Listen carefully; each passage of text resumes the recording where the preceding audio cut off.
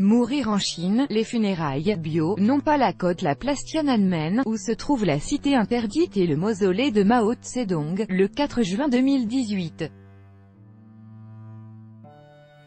Fred Dufour, AFP. Comment trouver sa dernière demeure dans un pays qui compte 1,4 milliard de citoyens et où bon nombre de villes sont surpeuplées?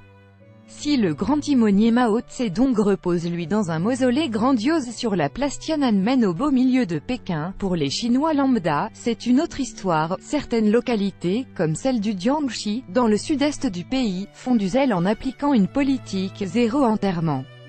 Mais les crémations, les croisières funéraires ou encore les urnes biodégradables préférées par les autorités n'ont pas que des amis.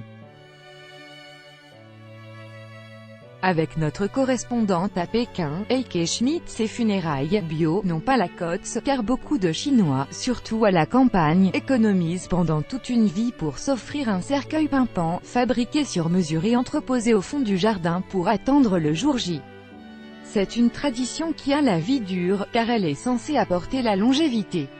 La police a alors lancé une opération musclée qui a donc évidemment choqué. Sur des images et vidéos qui circulent sur les réseaux, on voit des pelleteuses s'attaquer à des tas de cercueils qui finissent en morceaux, sur la décharge. D'autres images montrent des seniors s'accrochant désespérément à leur future demeure. Mais rien ne semble arrêter la police.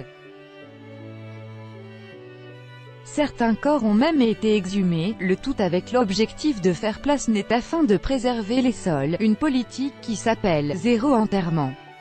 Rendre son cercueil contre 200 € comme la localité du Jiangxi, beaucoup d'autres régions se sont fixé un délai. D'ici septembre, elles comptent devenir des zones 100% crémation. Exit donc les funérailles coûteuses, voire extravagantes, et il est interdit de stocker un cercueil chez soi. Pour y arriver, les gouvernements locaux ont lancé des appels au volontariat. Les Chinois peuvent rendre leur cercueil et obtenir, en échange, un dédommagement d'environ 200 €. Ceux qui refusent voient leur cercueil confisqué.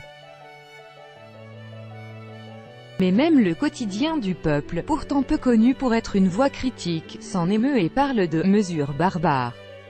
Le gouvernement propose des croisières funéraires ou des arbres à la place des pierres tombales. Le gouvernement central essaie de favoriser ces initiatives. Parmi celles-ci, Pékin propose des croisières funéraires tout frais payées à hauteur de 500 €. Jusqu'à 6 personnes d'une même famille peuvent monter à bord d'un bateau dédié qui permet aux proches de disperser les cendres de leurs bien-aimés dans la mer. Autre option, également subventionnée, des urnes biodégradables enterrées à l'endroit où l'on plante ensuite un arbre qui remplace la pierre tombale.